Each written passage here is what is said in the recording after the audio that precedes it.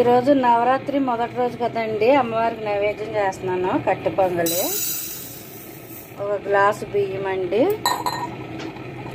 ఒక అర గ్లాసు పెసరపప్పు, ఈ రెండు కలిపి దోరగా వేయించేసుకోవాలి. కమ్మటి వాసన రావాలండి, కమ్మటి వాసన వచ్చే వరకు వేయించేసుకోవాలి.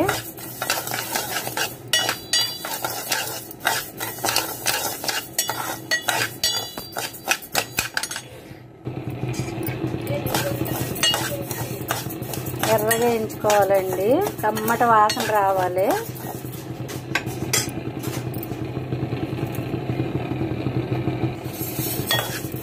ఏగినాయండి, స్టవ్ ఆఫ్ చేసేద్దాము. స్టవ్ ఆఫ్ చేసి కాసేపు చల్లారనివ్వాలి. బియ్యం పప్పు వేయించేసాను కదండి, కట్టె పొంగలికి శుభ్రంగా 2-3 సార్లు కడిగేసి పక్కన పెట్టాను. ఈ గ్లాసుడు అయ్యింది అండి, మొత్తం రెండు కలిపి పెద్ద గ్లాసుడు అయ్యింది బియ్యం పప్పుని. ఇప్పుడు వాటర్ వేసుకుందాం. ఇందులోని 6 గ్లాసులు వేసుకుందామండి. 6 గ్లాసులు వాటర్ వేసుకోవాలి.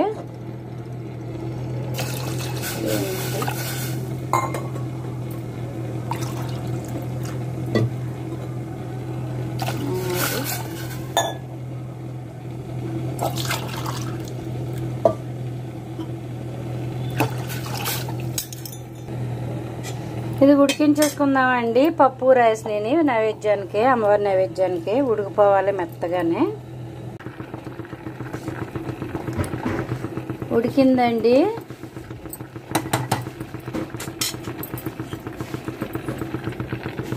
పచ్చిమిర్చి, కొత్తిమీర అండి. వీడియో తీయటం మర్చిపోయాను. ఇది తమిళనాడు స్పెషల్ అండి ఈ పొంగలే.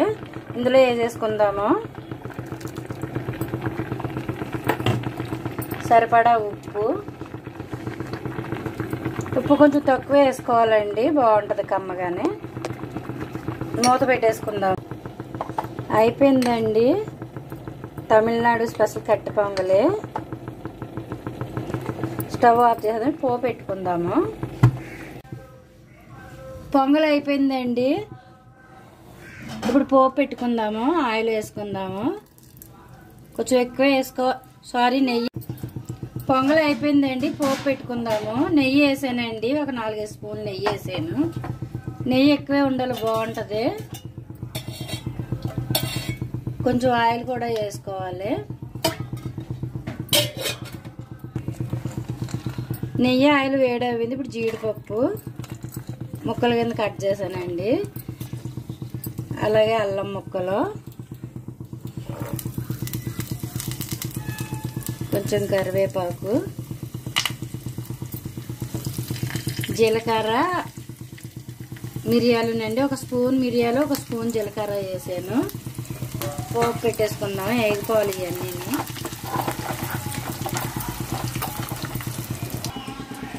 ఇంగువ అండి, తమిళనాడు నుంచి తీసుకొచ్చింది, కేరళ నుంచి తీసుకొచ్చింది మా చెల్లి. ఇది చిన్న ముక్క కట్ చేసుకుందాము. పోపులు వేగాలి.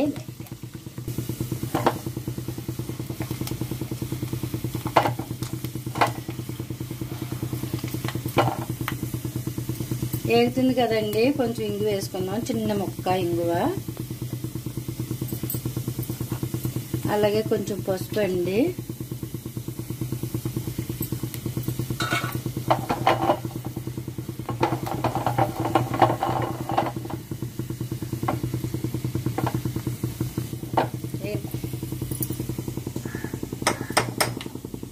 వేగిపోయినాయండి పోపులు.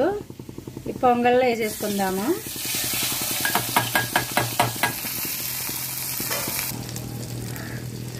అమ్మవారి మొదటి రోజు నైవేద్యం అండి కట్టె పొంగలి, తమిళనాడు స్పెషల్. ఇది అయిపోయింది.